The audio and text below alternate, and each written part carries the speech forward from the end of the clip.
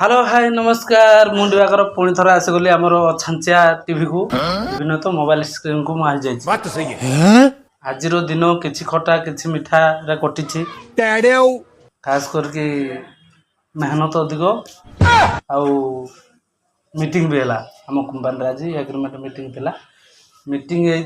जे आउ एबे आउ आम मैनेजर सार कहले जे आउ प्लास्टिक गुड़ा सोना दर भाया हो प्लास्टिक मिलूनी देश बाहर बार चलती युद्ध चलती जो कथा कहते से कथा कहले तापर कहले तुम टे सपोर्ट कर मेसीन बटम बटम सब चल बोलिक कहले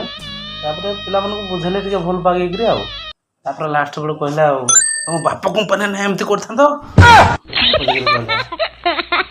ମୁଁ ଗୋଟେ ଚିନ୍ତା କଲି